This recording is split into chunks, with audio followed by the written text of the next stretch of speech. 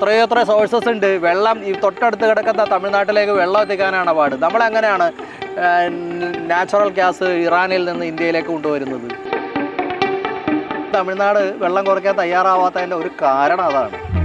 ജലനിരപ്പ് കുറച്ചാൽ ഡാം വീഴുമെന്നറിയാം. മുഴുവൻ ദ്രവിച്ചിരിക്കുകയാണെന്ന് ഒരുപാട് സയൻറ്റിഫിക് റിപ്പോർട്ട്സുകൾ ഉണ്ട്. സുപ്രീം കോടതികളിൽ എത്തിയിട്ടില്ല എന്ന് മാത്രമേ ഉള്ളൂ, റിപ്പോർട്ട്സുകളുണ്ട്. സർ, കഴിഞ്ഞ ദിവസമാണ് തമിഴ്നാട് നിയമസഭയിൽ മുല്ലപ്പെരിയാറിലെ ജലനിരപ്പ് ഉയർത്തുമെന്ന് പറഞ്ഞൊരു പ്രഖ്യാപനമുണ്ടായത്. ഒരിക്കലും ഒരു പരിഗണിക്കുമെന്ന് പറഞ്ഞിട്ടുള്ള ഒരു കാര്യമായിരുന്നില്ല, പ്രഖ്യാപനമായിരുന്നു. വിജയെ പോലെ ഇത്രയ്ക്കും ഒരു രാഷ്ട്രീയ പാരമ്പര്യം ഇല്ലാത്ത ഒരാൾ, ഇതിനു മുൻപ് ഒരുപാട് പാർട്ടി ഭരിച്ചിരുന്നൊരു സംസ്ഥാനമാണ് തമിഴ്നാട് എന്ന് പറയുന്നത്. പക്ഷെ അന്നൊന്നും ഉണ്ടാവാതെ ഇപ്പോൾ ഒരു പ്രഖ്യാപനവുമായി അദ്ദേഹം വന്നിട്ടുണ്ടെങ്കിൽ അതിന് പിന്നിലുള്ളൊരു രാഷ്ട്രീയം എന്തായിരിക്കും? രാഷ്ട്രീയം എന്തെങ്കിലും ആവട്ടെ, അതൊന്നും നടക്കാൻ പോകുന്നില്ല. അതൊക്കെ ചുമ്മാ വ്യാമോഹമാണ്. അവിടുത്തെ ശ്രീ ജോസഫ് വിജയ്ക്ക് വോട്ട് ചെയ്ത് വിജയിപ്പിച്ച ജനങ്ങളെ ഒന്നോടെ ഒന്ന് ഉഷാറാക്കാനുള്ളൊരു പരിപാടിയാണ്. അത് പുള്ളി അവിടെ ഇരുന്ന് പറഞ്ഞോട്ടെ, വെറുതെ ഇരുന്ന് പറയണതിനൊപ്പം നമുക്കെന്താണ്? അതൊന്നും ഇനിയുള്ള കാലം നടക്കില്ല. കാരണം എന്ന് വെച്ചാൽ ഇപ്പോൾ കോടതിക്കും കാര്യങ്ങൾക്ക് മനസ്സിലായിട്ടുണ്ട്, കേരളത്തിലെ ജനങ്ങൾക്കും ഏറെക്കുറെയൊക്കെ കാര്യങ്ങൾ മനസ്സിലാക്കാൻ തുടങ്ങിയിട്ടുണ്ട്. ഞാൻ 12 കൊല്ലമായി ഇതും പറഞ്ഞുകൊണ്ട് കേരളത്തിൻ്റെ അങ്ങോട്ടും നടക്കുന്നത് ആളുകൾക്ക് നന്നായിട്ട് മനസ്സിലായിട്ടുണ്ട്. അപ്പോൾ അതുകൊണ്ട് വിജയ്ക്ക് അങ്ങനെ ഒരു സ്വപ്നം ഉണ്ടോയെന്ന് എനിക്ക് അറിഞ്ഞുകൂടാ. വിജയ്ക്ക് അങ്ങനെ ഒരു സ്വപ്നം ഉണ്ടെങ്കിൽ പോലും അത് നടക്കാൻ പോകുന്നില്ല. മറ്റൊന്ന്, ഒരു നിശ്ചിത ജലനിരപ്പ് മുല്ലപ്പെരിയാർ ഡാമിൽ വേണം. കാരണം എല്ലാവരും സമ്മതിക്കുന്ന ഒരു കാര്യമാണ് ഇതിൻ്റെ ഉള്ളിലെ സുർക്കി മുഴുവനും ഒഴുകിപ്പോയി എന്നുള്ളത്. സുർക്കി ഒഴുകി പോകുമ്പോൾ എന്ത് സംഭവിക്കും? സ്വാഭാവികമായിട്ട് ചെളിയും വെള്ളം വന്ന് നിറയും. ഈ ഡാമിൻ്റെ അടിത്തറ മുഴുവൻ ദ്രവിച്ചിരിക്കുകയാണെന്ന് ഒരുപാട് സയൻറ്റിഫിക് റിപ്പോർട്ട്സുകൾ ഉണ്ട്. സുപ്രീം കോടതികളിൽ എത്തിയിട്ടില്ല എന്ന് മാത്രമേ ഉള്ളൂ, റിപ്പോർട്ട്സുകളുണ്ട്. ഞാൻ ഹാജരാക്കിയിട്ടുണ്ട് പലതും. അപ്പോൾ അടിത്തറ ദ്രവിച്ചിരിക്കുന്ന, അതായത് ഈ ചുണ്ണാമ്പും വെള്ളവുമായിട്ട് പ്രവർത്തിച്ച് കാർബോണിക് ആസിഡ് എന്ന് പറയുന്ന ആസിഡ് ഉണ്ടായി അടിത്തറയെ ദ്രവിപ്പിച്ചിരിക്കുന്ന ഒരു ഡാം. അതിൻ്റെ മുകളിൽ ചെളിയുടെയും വെള്ളത്തിൻ്റെയും താഴേക്കുള്ള ഇൻവാർഡ് പ്രഷർ കൊണ്ടാണ് നിൽക്കണേ. അപ്പോൾ ഒരു 130 അടിയിൽ താഴേക്ക് പോയാലേ അത് ചിലപ്പോൾ ഡാമിനെ വീഴ്ത്തും. അതൊരിക്കലും തമിഴ്നാട് വെള്ളം കുറയ്ക്കാൻ തയ്യാറാവാത്തതിൻ്റെ ഒരു കാരണം അതാണ്. ജലനിരപ്പ് കുറച്ചാൽ ഡാം വീഴുമെന്നറിയാം. എന്ന് വിചാരിച്ച് ഒരുപാട് കൂട്ടിയാലും 142 അടിയിൽ കൂട്ടിയാലും 142 തന്നെ ഡേഞ്ചറസ് ആണ്. 136 ആണ് ഒരു ന്യായമായ അപകട സാധ്യതയില്ലാത്ത എന്ന് വേണമെങ്കിൽ പറയാവുന്ന ഹൈറ്റ് എന്ന് പറയുന്നത് 136 ആണ്. 136 നിന്ന് താഴേക്ക് പോയാലും ഡാം തകരാം, 136 നിന്ന് മുകളിലേക്ക് പോയാലും ഡാം തകരാം. അപ്പോൾ ഇതിപ്പോൾ ഒരു ഈക്വലിബ്രിയത്തിൽ നിൽക്കുകയാണ്. ഇനി ഈ ഡാം അവിടെ വെച്ച് കൊണ്ടിരിക്കില്ല എന്നാണ് അദ്ദേഹം എന്നോട് പറഞ്ഞത്. അതുപോലെ തന്നെ ഞാൻ ശ്രീ മോൻസ് ജോസഫ് ഇറിഗേഷൻ മന്ത്രിയെയും കാണുന്നുണ്ട്. അദ്ദേഹത്തിൻ്റെ അഭിപ്രായങ്ങൾ ഞാൻ പിന്നീട് അറിയിച്ച പോരെ. അതിനുശേഷം ശ്രീ ജോസഫ് വിജയനെയും കാണുന്നുണ്ട്. തമിഴ്നാട്ടിലെ ഒത്തിരി കേരള മക്കൾക്ക് ഒരാപത്തും വരരുതേ എന്ന് പ്രാർത്ഥിക്കുന്ന ഒരുപാട് മക്കൾ തമിഴ്നാട്ടിലുണ്ട്. അവർ ശ്രീ ജോസഫ് വിജയുടെ അടുത്ത് ഒരു അപ്പോയിൻമെൻറ്റ് വാങ്ങിക്കും. എനിക്ക് സൗകര്യമില്ല ഇപ്പോൾ പോകാൻ, കാരണം കേരളത്തിലെ കാര്യങ്ങളൊന്നും ഓക്കെ ആക്കിയിട്ട് വേണം എനിക്ക് അങ്ങോട്ട് പോകാൻ. അപ്പോൾ അതുകൊണ്ട് എൻ്റെ ഒരു സമയം അനുസരിച്ച് ഇവിടുത്തെ കാര്യങ്ങളൊക്കെ ഒന്ന് ഓക്കെ ആക്കിയിട്ട് വേണം തമിഴ്നാട്ടിൽ ശ്രീ ജോസഫ് വിജയനെ കാണാനായിട്ട് പോകുന്നത്. അദ്ദേഹത്തിൻ്റെ എഡമൻ സ്റ്റാൻഡ് മാറ്റും. അവർക്ക് വെള്ളം കിട്ടിയാൽ പോരെ, നമുക്ക് എന്തോരം വഴികളുണ്ട്, എത്രയെത്ര സോഴ്സസ് ഉണ്ട്. വെള്ളം ഈ തൊട്ടടുത്ത് കിടക്കുന്ന തമിഴ്നാട്ടിലേക്ക് വെള്ളം എത്തിക്കാനാണ് പാട്. നമ്മളെങ്ങനെയാണ് നാച്ചുറൽ ഗ്യാസ് ഇറാനിൽ നിന്ന് ഇന്ത്യയിലേക്ക് കൊണ്ടുവരുന്നത്? പൈപ്പിട്ടല്ലേ? അങ്ങനെ കേരളത്തിലെ ഏത് നദിയിൽ നിന്നും പൈപ്പിട്ട് തമിഴ്നാട്ടിലേക്ക് വെള്ളം എത്തിക്കാൻ സാധിക്കും. ഡാം തന്നെ വേണമെന്നില്ല. കേരളത്തിലുള്ള പല ഡാമുകളിൽ നിന്നും വേണമെങ്കിൽ പൈപ്പിട്ട് തമിഴ്നാട്ടിലേക്ക് കൊടുക്കാൻ പറ്റും. പക്ഷേ പണം കിട്ടണം.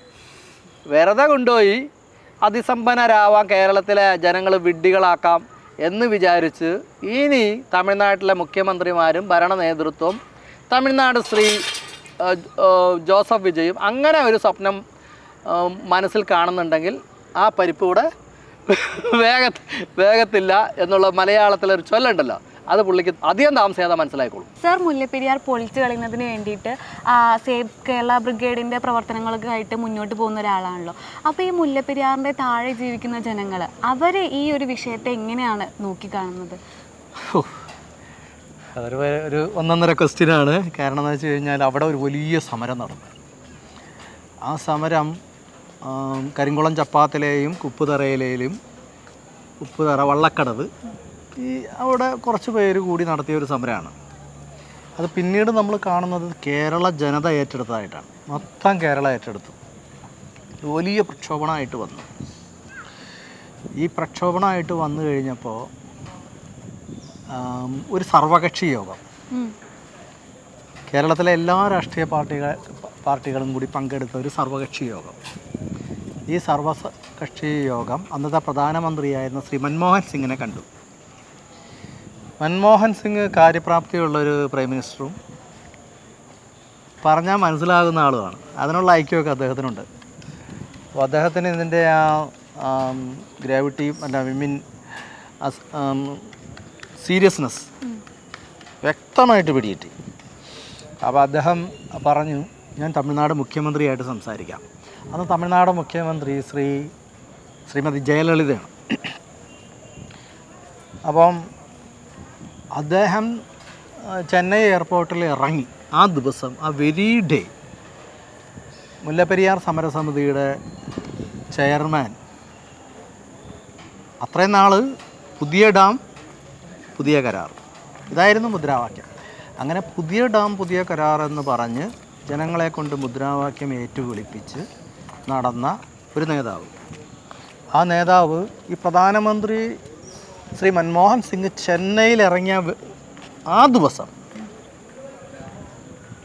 മുദ്രാവാക്യങ്ങൾ മാറ്റി. പിന്നെ അദ്ദേഹത്തിന് ടണൽ മതി, പുതിയ ഡാം വേണ്ട, ടണൽ മതി. പ്രധാനമന്ത്രി അവിടെ എല്ലാം ഫ്ലാഷ് ന്യൂസ് ആയിരുന്നു. Tamil medias complete flash news ആയിരുന്നു. മുല്ലപ്പെരിയാർ സമരസമിതിക്ക് ഡാം ഡീകമ്മീഷൻ ചെയ്യേണ്ട, പുതിയ ഡാം വേണ്ട, പുതിയ കരാറും വേണ്ട, പഴയ കരാറ് തന്നെ മതി. വേറൊരു സിദ്ധാന്തം, ടണൽ സിദ്ധാന്തം, ടണൽ വെച്ച് തമിഴ്നാടിന് വെള്ളം കൊടുത്താൽ മതി. ഈ വിഷയം സംസാരിക്കാൻ വന്ന പ്രധാനമന്ത്രി ആ വിഷയം സംസാരിക്കാണ്ട് തിരിച്ചുപോയി. അതിൻ്റെ ക്ലൈമാക്സ് അതല്ല. ഇത് ആ കരിങ്കുളം ചപ്പാത്തിലും വള്ളക്കടവിലും ഉപ്പുതറയിലും സമീപ പ്രദേശങ്ങളുള്ള ജനങ്ങൾക്ക് വലിയൊരു ട്രോമയായി. ഒരു വലിയ പ്രതീക്ഷയോടെ കണ്ട ഒരു സംഭവമാണിത്. അവർ വിചാരിച്ചു, ഇനി ആര് നമ്മളെ രക്ഷിക്കും? ആരും രക്ഷിക്കാനില്ലാത്ത അവസ്ഥ. ഒരു സമരമാണെങ്കിൽ അത് പരാജയപ്പെട്ടു പോയി. രാഷ്ട്രീയ നേതൃത്വം എല്ലാം ജയലളിതയുടെ ഒരു സ്റ്റേറ്റ്മെൻ്റ് ഉണ്ടായിരുന്നു. ആ സ്റ്റേറ്റ്മെൻറ്റോടുകൂടി അവിടെ നിന്ന് വാനിഷ്ഡായി.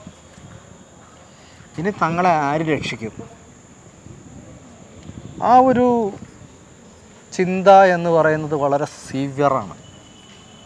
ആ സമാനമായ ഒരു ചിന്ത ഞാൻ കണ്ടിട്ടുള്ളത്, ഞാൻ ഒരുപാട് കേസ് നടത്തുന്ന ഒരാളായതുകൊണ്ടാണ്, സമാനമായ ചിന്ത ഞാൻ കണ്ടിട്ടുള്ളത് വധശിക്ഷയ്ക്ക് വിധിക്കപ്പെടുമല്ലോ ചില ആളുകൾ, അവരെ സെല്ലിൽ പാർപ്പിക്കുമല്ലോ പ്രത്യേകമായിട്ട്, അവർക്കുണ്ടാകുന്ന ചിന്തയോട് സമാനമാണ്. അതായത് സകല പ്രതീക്ഷയും നഷ്ടപ്പെട്ട ഒരു ജനത, ആരും തങ്ങളെ രക്ഷിക്കാനില്ല, അനിവാര്യമായ ദുരന്തത്തെ പ്രതീക്ഷിക്കുന്ന ഒരു ജനത, അവർക്കുണ്ടാവുന്ന ഒരു വികാരമുണ്ട്, അപകടകരമായ നിസ്സംഗത, അനിവാര്യമായ തൂക്കുകയറിലേക്ക് പ്രതീക്ഷിച്ച് പോകുന്ന ഒരു കുറ്റവാളി അല്ലെങ്കിൽ ഒരു ഇന്നസെൻ്റ്, അങ്ങനെയുള്ള ആൾക്കാരും തൂക്കിലേറ്റപ്പെടാറുണ്ട്, നിരപരാധികളും. അപ്പം അങ്ങനെയുള്ളൊരു വ്യക്തിക്കുണ്ടാകുന്ന ഒരു മാനസികാവസ്ഥ, ഒരു നിസ്സംഗത, ഒന്നും ചെയ്യാനില്ല എന്നുള്ളൊരവസ്ഥ. ആ അവസ്ഥയാണ് ഇന്ന് ആ ഭാഗത്തെ ജനങ്ങളിലുള്ളത്. നമ്മൾ ചിന്തിക്കണം, അന്ന് ഈ മുല്ലപ്പെരിയാർ സമരം കൊടുമ്പിരിക്കൊണ്ട സമയത്ത് കൊച്ചുകുട്ടികൾക്ക്, ഇന്ന് വലുതായി അവർക്കുണ്ടായ ഒരു മാനസിക ആഘാതം ഉണ്ടല്ലോ, ആ ആഘാതം അവരുടെ മനസ്സിൽ ഇന്നുമുണ്ട്. അതവരെ രോഗികളാക്കിയിരിക്കുന്നു. മാനസിക തലത്തിൽ ശക്തി കുറഞ്ഞിട്ട് രോഗികളാക്കി മാറ്റിയിരിക്കുന്നു. അത് ഇനി അവിടെ നിന്ന് കേരളം മുഴുവൻ വ്യാപിച്ചുകൂടാ. ആ അവസ്ഥ കേരളം മുഴുവൻ വ്യാപിച്ചുകൂടാ. ഇമ്മീഡിയറ്റ് ആയിട്ട് പരിഹാരം കണ്ടെത്താൻ നമുക്ക് കഴിയണം. കേട്ടല്ലോ, മുല്ലപ്പെരിയാർ ഡാം നമ്മുടെ തലയ്ക്ക് മുകളിൽ ഇനിയും വേണമോ വേണ്ടയോ എന്ന് തീരുമാനിക്കേണ്ടത് സർക്കാരല്ല, നമ്മൾ തന്നെയാണ്. നമ്മൾ ഓരോ ജനതയുടെയും തീരുമാനങ്ങളാണ് അതിൻ്റെ നിലനിൽപ്പ് ഇപ്പോഴും ബാക്കിയാക്കി നിർത്തുന്നത്. അത് പൊളിച്ച് കളയുക തന്നെ വേണമെന്നാണ് റസൽ ജോയ് സർ നമ്മളോട് പറയുന്നത്. 90% ഇതൊരു വിജയമായി മാറാൻ തീരുമാനമെടുക്കേണ്ടത് നമ്മൾ തന്നെയാണ്. ബാക്കിയുള്ള 10% അത് റസൽ ജോയ് സാറിൻ്റെ കയ്യിൽ തന്നെയാണ്.